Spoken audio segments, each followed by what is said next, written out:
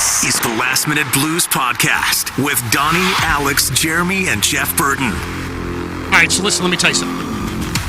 As a member of the Last Minute Blues Podcast, this is another one of those moments where I'm like, holy crap, I can't believe I get to do this. We have a special guest for this episode of the Last Minute Blues Podcast. And he is absolutely, without a shadow of a doubt, an absolute favorite in St. Louis, and he has been since the moment he stepped on the ice for the Blues. Ladies and gentlemen, we welcome to the Last Minute Blues Podcast, who's enjoying his summer break right now, but taking the time to chat with our dumbasses, Mr. Jake Neighbours, everybody. Jake, how are you? It's great to see you. Thank you for coming on, man. We appreciate it. Thanks for having me, and thanks for the warm welcome. I appreciate it. All right, so, Jake, I want to start things off with a hypothetical, okay? So we'll just call this a hypothetical. So let's say hypothetically, I am at a show last week at the Factory in Chesterfield, and I happen to see Colton Parayko, big number 55, man, standing there enjoying the show. What is the right thing for me to do as a fan? Do I, A, just go, hey, look, Colton's there. He's enjoying the show. That's neat. We're at the same show, and go on with my day? Or, B, do I go up and shake his hand and tell him how big of a fan I am? What do you think? What's the call, Jake? What's the right thing to do? What do Blues players want us to do when we see you in the wild? That's a good question. I would say probably A, in the setting that you're in. But if you were to approach him in a more private, like say you caught him getting a drink or something on the side and he was alone, that would be more appropriate time. I just think when you do it in big crowds, it just draws attention and then people start to figure it out. Yeah. That's smart. That's really smart. Because I always feel like it's like, oh, the big crowd, you do that and it's not as bothersome as like in a private setting. I never thought about the fact that you're bringing the entire flock with you when you pay attention to Colton Parayko. So Jake, do you want to hear what Donnie did? Yeah. Well. Yeah, I want to hear it. I feel like this question for Perry, too, is a little... You're going to notice Perry. It doesn't matter. Well, so I was standing pretty close to him, within just a couple of feet. And so for the first literally half of the set, I said, I'm going to leave him alone. I'm going to leave him alone. And then somehow, man, where our groups were standing just got closer and closer to where I was within arm's length of him. And I just leaned over and I was like, Colton, I just wanted to let you know, I think you're really great, blah, blah, blah, blah, blah. We had both done some work for the Ronald McDonald House Charities. He was as kind as you would hope for him to be, but there's no experience that I've ever had like that where I don't leave it going, damn it, I should have just left him alone. You know what I mean? Like I should have just left him alone. No, I don't think it bothers us as much as people maybe make it up to. It's honestly not a big deal. All right. Well, good. I feel like I did all right. And Jake, from what I hear, a lot of people say that St. Louisans are pretty good about it. I've heard some Blues players over the years say that, St. Louis, they kind of respect your space a little bit. Is that true? Yeah. In all honesty, they're great. Some of the best. I've only played in one city as an NHLer, but they're very respectful of where you are, what you're doing. If you're out with parents, they're never going to bother you. Stuff like that. So. And when they do say hi, I find most of the time it's just to do what Donnie kind of did. They just want to tell you that they appreciate you and what you do and like how hard you play, and then they go on about their day. So yeah, they're pretty amazing. Does that same thing happen out on the road, Jake? Like when you're on the road trips, do fans of other teams notice that there's Blues players walking around? Do you get it more there? Not really as much on the road, I would say, but we do get noticed just, I think, because we go out for dinners in such big groups. So when you see, 10 guys even with backwards hats and long hair, it's kind of no teeth. It's like when you're out in public where cities where there's NFL teams and you see NFL linemen walk around, be like, okay, well, you have to be a professional athlete because you are ginormous. So, Jake, one of the things that I'm very curious to know about a professional athlete in 2025 is once the offseason is over, what is sort of the relax to work ratio?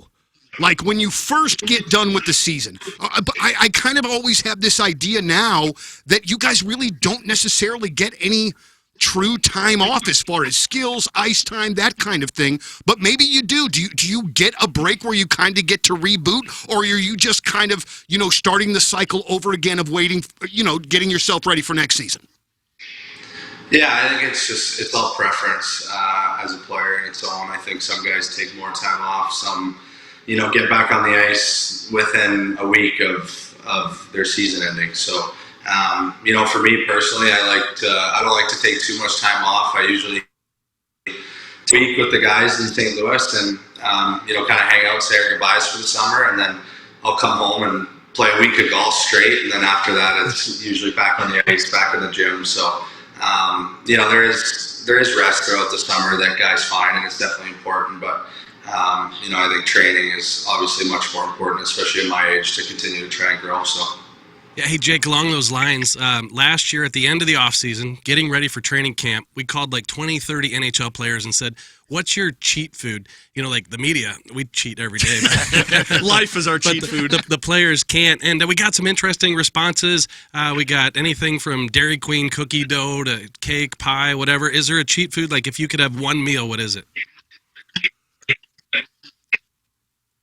one meal, I would probably go with a poutine. Poutine? Just because it's, poutine. All year we don't have them, so summer usually my first week back I get a good solid one of those. So I know what it is. We all know what it is, but like, how heavy do you go on what? Is it covered in gravy? Is the cheese curds? You got all that stuff on there? Cheat meal. You got to do it. Yeah, just kind of the traditional one, just the cheese curds and gravy with some fries. I don't go too out of pocket with it. There's a lot of different flavors now, but yeah, just traditional for me is good. Is food guilt a real thing with that? Because like when you're a professional athlete, I feel like when you hit the off season, it's like, yeah, there's a cheat meal, but then in the back of your mind is the trainer going, yeah, you probably shouldn't have done that. Yeah, absolutely. Yeah, there's definitely that guilt. When you have a cheat meal or even a couple beers or whatever it is, there's always some guilt. So it's right on the bike or something the next day. The one thing that really interested me in doing that story was, guys I thought might cheat in the off season, players, because they didn't have practice in a couple days, but it was the opposite, which makes sense that if you're going to skate it off, you might have that Dairy Queen during the season because you're going to skate it off as opposed to, when you're not doing as much in the off season. And Dairy Queen's starting to sound really good at this particular part of the podcast. Yeah. It's kind of true, actually, JR. It's like we joke about it all the time as players. Like in the summer, you tend to eat really healthy and smaller meals and, train really hard, have protein shakes, all that stuff. And then the season rolls around, and because you're playing games and you're burning so many calories, it's kind of just a green light to have a cheat meal more often. And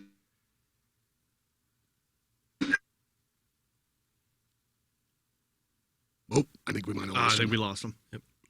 And All right. this happens with the podcast. Yeah, we'll it see if happens we from can time to time. reconnect for a second. So what do we do here? Do we just make small talk while we wait to try to get him back on the old horn here? We podcast it now. See, I'm gonna work my technological wizardry over here and see if we can pull it off. That's good. That's Don, good. I'm going to ask you what your cheat meal is. Oh, my God. Dude, I'm going to tell you something right now. For Father's Day, I, for breakfast, ate 6 tacos from Jack in the Box, and I regretted it all day, but that's where I go. That's where I absolutely love those damn things, and I don't hardly eat them anymore for various reasons. But, yeah, man, that's like kind of my one. But like what you said, like, I'm a cheat meal all the time. Yeah. I can't hear a Jack in the Box taco story without thinking about my wife one time. They were, 2 for 99 cents? Yeah. And so one time my wife was headed up there. She said, I'm going to get 3 of them. And I go, no, you're going to get 4 of them. No, I just want 3. No, they're 2 for 99. Does somebody ever just get like 2 of them? Yeah. I think that's impossible to do. I mean, just general principle alone, 2 for $1 on those things, I'm all in. Even 1 a piece, I'm still all in. I'm technologically savvy. I think we got Jake back. Jake, are you there with us? yeah. There we go. Is the connection any better? Yeah, I think we're good right now. Yeah, absolutely. We'll adjust as need be, but I think we're good right now. Hey, one quick one here for you, Jake. Who was your favorite NHLer as you were growing up? Alex and I were trying to pontificate on this earlier and wonder who we thought that it would be. But I'm curious to know your very favorite player growing up. Can I know your guesses? Mine's way off board. Is it really? Is it really? Okay. Because ours was pretty easy. Yeah. I would say Sidney Crosby. I thought Patrick Kane. I thought like a Patrick Kane move to where that was the one because we were trying to think like Jake, you were in like that 2005, 2009 range, and so I was like, I like a team successful at the time, so I went either that one or I thought maybe like a Brad Marchand. Yeah, Crosby would be an overly easy answer. Yeah. I feel like I've asked him this before and I forget his answer, so that's not going to be much help. But I will say, yeah, I feel like I definitely have. But you know what? I'm going to go off board, but I'm going to go earlier than when he was watching. For some reason, I'm thinking Jerome McGinley. Ooh, that's a good one, too. I was a big fan of all those players, but my favorite player growing up was Jordan Eberle. Oh, wow. Just because when I got into hockey heavily, he was playing in the World Juniors, and he scored like clutch goal after clutch goal, like unbelievable goals. If you guys have ever seen them, if you haven't, go watch them. And I was just hooked, and then he got drafted. He was drafted to the Oilers, who were my favorite team, and then his first NHL goal was like unbelievable, and I just thought this guy was like the best player ever. And then, I just grew up a massive fan of him, and I actually work out with him and skate with him now, play golf with him all the time, so it's pretty funny. What's that like, Jake, when you grow up watching those guys and you're obsessed with those players and then you take the ice against them that first time? I mean, you hear stories all the time of guys that get to drop the puck against Sidney Crosby or, take a check from Alex Ovechkin, but for a guy like that, when you see him on the ice, when you play against him the first time, man, what's that like? Yeah, it's really cool. It's something you can't really describe. I think I've played almost 3 full seasons now, and it's still every time you play those guys, it's a pinch me moment. So I think I hope I never lose that feeling. It's one of the coolest feelings, just getting to do what you dreamed of doing as a kid every single day. It's unbelievable, and I think playing against guys that you grew up watching just is kind of an affirmation of that. So it's really awesome. One of the things as a parent of 3 kiddos is that I hope that my kiddos grow up to be, like good, grounded human beings. And Jake, through all of the interactions that I've seen with you in your time here in St. Louis, man, you seem like just a very grounded, normal human being. I'm assuming that we are attributing this to really great parents and brothers and sisters, but, do you have and have had like maybe the same group kind of around you that that kind of keep your head where it needs to be? Because I would imagine, as good of a guy as you are, being an NHL player and a successful one at a young age, that's got to be tough to kind of keep the ego in check. So who are the ones that are around you that are making sure that Jake doesn't get too big for his britches, as my mom and dad would say? I mean, Braden Shen. All right, the captain. There you go. No, but obviously my parents. My dad always raised me to treat people how you want to be treated, and then I think that respect factor is a big thing that he taught me. And then my mom was always about being humble and just staying grounded and that kind of stuff. And there's so many mentors you have throughout life that teach you these things. So many different coaches. Whoop. We lost Jake again. We don't know where he is. Did we even ask him? No, I don't even think we asked him there. It sounds like he's in a hockey rink, doesn't it? Doesn't it sound like he's at a hockey rink? I was jonesing so hard to ask him the Colton Parayko question. I didn't even. I didn't even go with like the most obvious thing of like where dude is. I should have probably asked that. You had the echo, and that's why I was like, oh, it's got to be like a hockey rink or something like that. For all I know, he's probably like in some auditorium or whatever. That was a real good connection. That's a bummer we lost that. Yeah, no, we interrupted his like vacation probably. So he's like sitting like he's inside like a hotel office on a beach. Like it's like, can we just wrap this up anytime soon right now? I just want to go back on the beach. I don't want to talk to these guys anymore. I just need more beach time. Yeah. But you know what? The one thing, whether we get Jake back or not, depending on what happens here, man, it is very obvious for Blues fans far and wide. To just break it down, we got a good one here in Jake, man. Mm-hmm. I mean, this is a guy that literally from the moment that he stepped on ice here, we have all just been absolutely bonkers about this kid. And seeing him grow and mature on the ice has been a lot of fun. And then it makes you go, what's next? What's he capable of still? Yeah, just the maturity. You could kind of see it as soon as you walked in the locker room and started talking to him. I'm sure Alex noticed it too. Just the maturity was off the charts. And then when you get to talk to people around him, like you mentioned, his mom and dad, I've interviewed them before. And also, let's not forget, the sign language project. Oh, yeah, that was the other one we wanted to get into with him. And when we interviewed Jake, we're just talking about, the maturity that we witnessed from you early on, as soon as you came to the locker room. You know, the sign language hat, the project, and you talked to that family, and they said, you know, Jake was a guy who, hey, let me learn sign language. Let me come in and be a part of things here. Yeah. Not just a guy who drop off, pick up, and avoid the situation. He actually went inside and got to know the family, and they became really close. So, yeah, I know he doesn't want to hear about us talking about how mature he is, but that's got to be cool, though, to piggyback off that, JR. Jake, that's got to be cool. Like, for some, the backstory was incredible to read at The Athletic, but to see that take off the way that it did this season, because, I mean, there were a couple of times we had staffers up in the press box with us that were doing interviews with either me or Curbs for the intermissions that were talking about how we're trying to bring more product in because they were flying off the shelf so fast. Yeah, I mean, it was a really cool feeling. I think it's something I've always wanted to do. As I progressed as a professional player, you know, I wanted to help a charity of a deaf some sort. So I've been very close to this family with a long time, and the Blues kind of gave me the opportunity to do it. And the designs were fantastic, and I was just so happy with how people reacted to them and embraced it. And yeah, like you said, they were flying off the shelves, and you know, I think they reordered them into stock like 3 times, and they're out of stock again. So, you know, I appreciate that support from the fans, and you know, I know the Weisblatt family does as well. I think Ozzy's team, he played in Milwaukee in the American Hockey League last year, and they started making shirts with Ozzy and sign language on it, and the fans loved it. So, just creating that awareness. You know, their mother's a very special person, and to all of us, and she's a superhero with what she did with these kids. So we take whatever chance we can to pay her back with it. Go ahead. No, I just meant, do you think that you're going to get another maybe Jake Neighbours hat collection part 2? Because, I mean, they really were fantastic looking hats, man. I don't know. I think, to my understanding, it might be like a different player every year, but maybe I'll start my own thing on the side or something. I like it. Hey, Jake Neighbours, just take that one over. You know, going back to what we were talking about there, Jake, just in terms of the maturity that you had the moment you walked in. You know, I go back to an interview that myself and Joe Vitale did with you the day after you were drafted.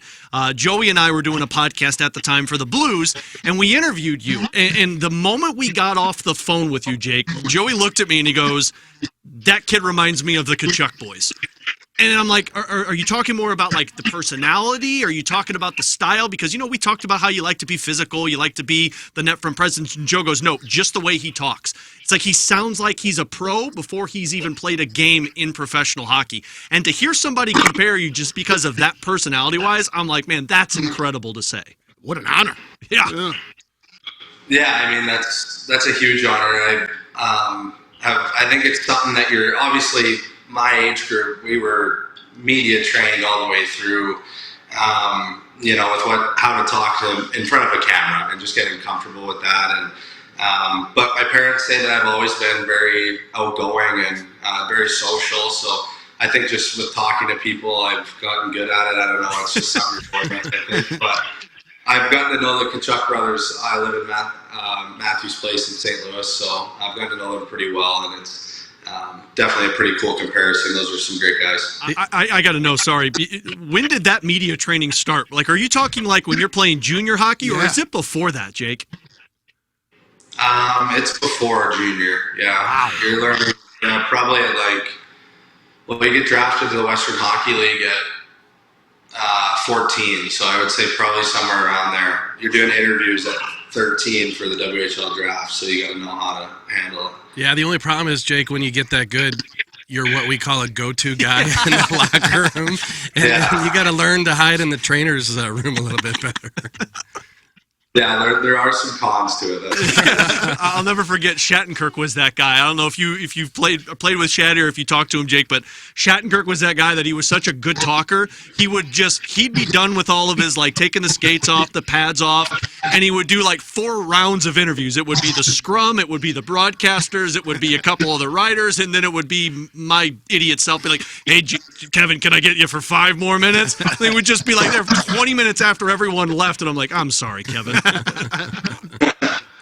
Jake, do you, you know, we're very blessed right now. We're really excited about, you know, as a fan, we're really excited about the Blues team going forward. Man, this young core that you're a part of, I mean, to say that we're excited is a huge understatement. But when you like do kind of just a hand poll of Blues players, and or not Blues players, but of Blues fans, and you ask them, who's your favorite player? Who's your favorite player? Jake, your name gets mentioned a lot. Are you aware at all to how much this city, like, really, truly is crazy about you? And, like, literally, we see you as one of our future captains. Like, 100%. Do you kind of know that the fans are absolutely bonkers about you? I hope you do. If not, I'm telling you. I mean, you're making it seem like I'm not aware of it, but I thought I was. No, I felt a lot of love since I got to St. Louis. I think they just appreciate the way I play, and I just try to leave it all out there, and I think they appreciate my effort and the willingness to kind of just do whatever for the team. And I'm just a normal guy. I mean, I don't really know how to answer this question. Yeah. It's obviously really cool, but it's really cool, and I don't really know how to describe it yet. It seems like, Jake, that it's a group of guys that just got along really well together this season. Like, it felt like they meshed the moment the season began, and I don't know if it was because of the age group. I don't know if it was just because of the personalities, but I mean, we've referenced it multiple times on the podcast. When you walk into that room, it always felt light compared to maybe years past. Yeah, for sure. We had great.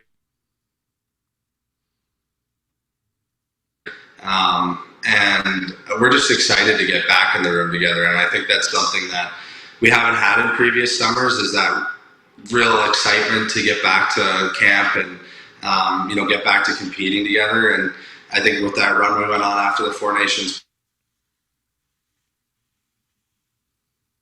build with this group going forward and into this next season, we're really excited about. So yeah, it's a fun group to be a part of, man. I can't wait to come back. Yeah, and I think that Jake's popularity, a little bit of it has to do with how he plays. A lot of it is probably the positive articles written at the That's Athletic. true. That's true. There it is, JR. No, but hey, Jake, serious question. We're talking about the hats flying off the shelves. What do you think about the new unis? You guys are wearing these Winter Classic with that color that you love.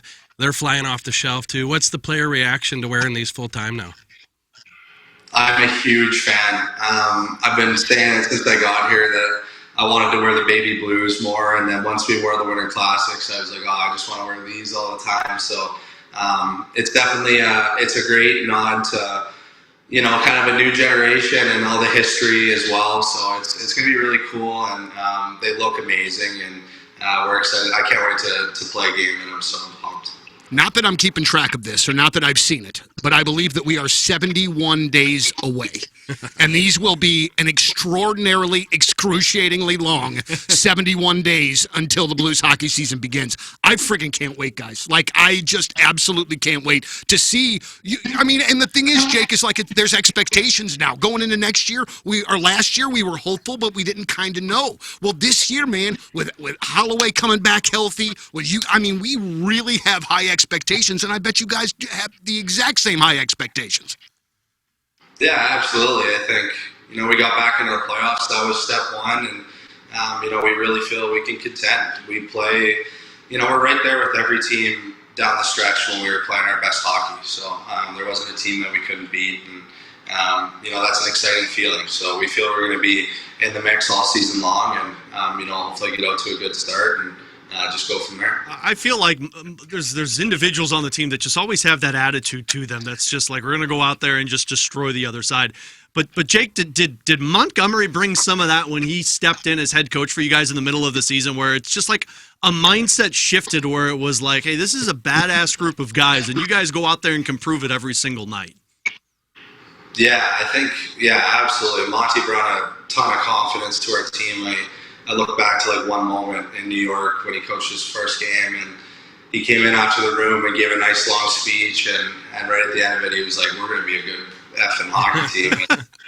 And kind of just like, I remember in that moment, like looking around, like goosebumps, and it was kind of like from that point on, we knew like, fuck, we couldn't compete with anybody. So, it took us a while to kind of get our swing of things and get into the way that Monty likes to play, and once we clicked and it started working, it was fun to be a part of. So those speeches actually work then, Jake, because like I always assumed like players, when they'd hear it, it'd be like, okay, we've been down this path before, we've heard these speeches before, but they must actually, like if you do it right, they hit for the players. Yeah, maybe the vets, they don't really, maybe it doesn't work for them anymore. I'm still young and I'm a sucker for like a good speech. You know, I was that kid that would scroll Twitter back in the day and just watch motivational speeches. So I'm a sucker for that. I was the guy that watched the Herb Brooks speech off of Miracle probably like 1,000 times when the movie came out, and it still gave me goosebumps like that 1,000th time. Dude, Exactly. well, Craig Berube before Game 7 of the finals against the best speech Bruins. ever. I would run through a brick wall still to this day after watching that speech. So I very much get it. Well, you know what? Listen, Jake, thank you so very much for taking the time with your vacation to chat with the Last Minute Blues podcast. We greatly appreciate it. Obviously, we're huge fans of yours in particular, but also the team. We're just really looking forward to the season 2025, 2026. We think is going to be a really, really good one for the Blues. And again, thank you for joining us today. Thanks, guys. Appreciate it. It was lots of fun, and we'll see you in St. Louis. Awesome. Go Thanks, get some Jake. poutine. That is Mr. Jake Neighbours. And, gentlemen, that dude is going to be here for a long time, I hope.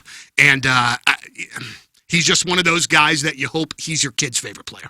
You know what I mean? I don't think you have to hope on that one. Yeah. You're right.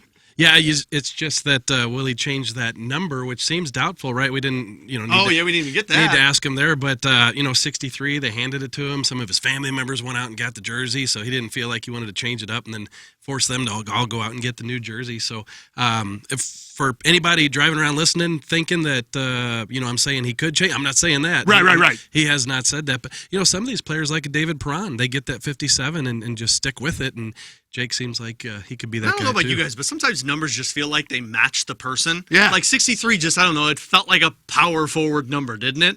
Like I saw in Snuggerud's, 21? Like when I saw 21 on him, and again, but it's like, that doesn't feel like a Jimmy Snuggerud number, right? It doesn't feel like a sniper's number, but kid goes out there and scores, and it's like, okay, it works well, I guess. So is he keeping that number? Is he keeping 21? As far as I know, I don't know of any number changes that are taking place, but I guess we'll find out when you get closer to training camp. But yeah, I feel like it's like a number that matches Jake, so I kind of hope he doesn't change it, but for all I know, you put a different number on, it's like, oh yeah, that one matches you a little bit more. Real quickly, guys, in closing here, what do you guys see as the ceiling for Jake Neighbours?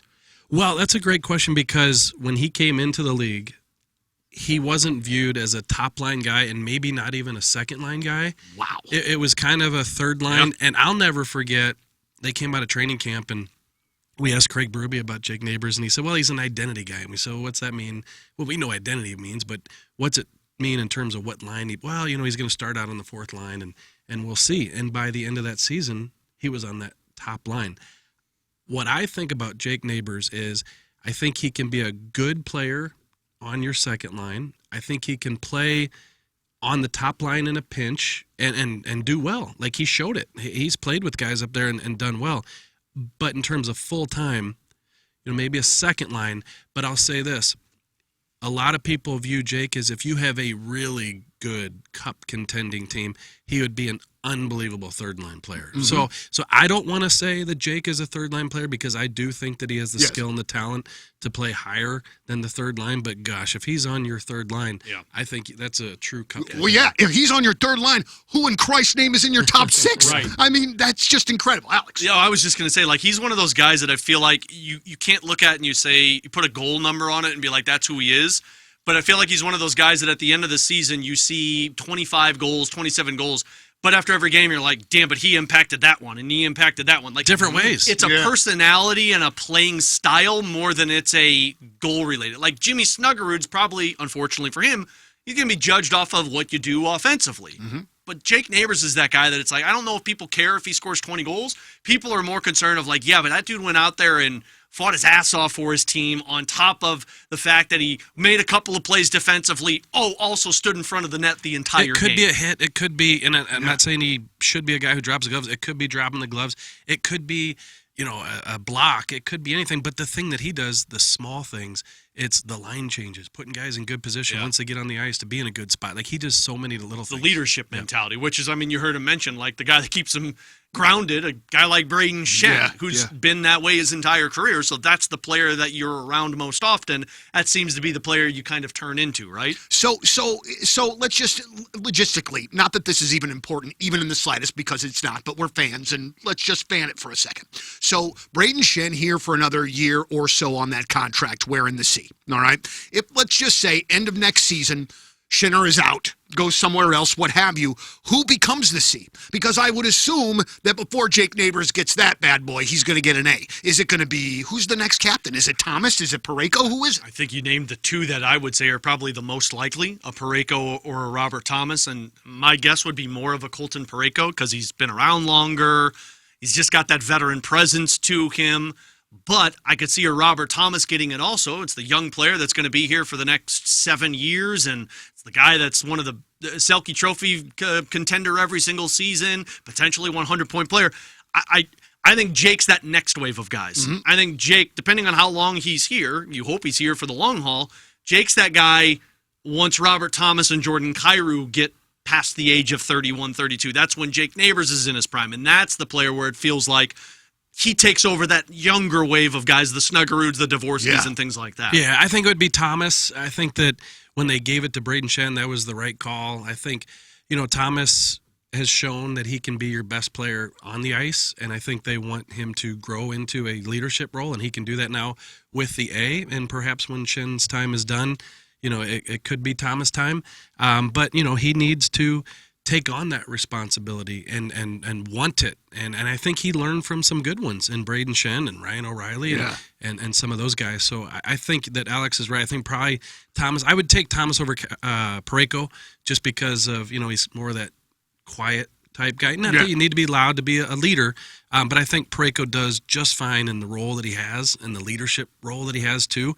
And I think Thomas would kind of crave that and want that. And I think also sometimes teams look at it like a situation where, okay, let's not necessarily give it to him. He's earned it, but let's feed him this boost it to the next level. Yeah, let's see him take off with that confidence and become the elite level player. Kind of think they did that with Pietrangelo back in the day, right? Because Petro he wasn't the favorite to get that. That was more, I think, Steen for a lot of people. But when Backus left and they looked at Pietrangelo, who I think was 27, 28 at the time, and they're like, you're already a really good defenseman, but boosted up to another level, and it felt like he took over and ran with it. So I agree with that one. Plus, you're talking about a guy who's front and center. He goes on all those tours in the offseason. He goes to the players' meetings and things like that.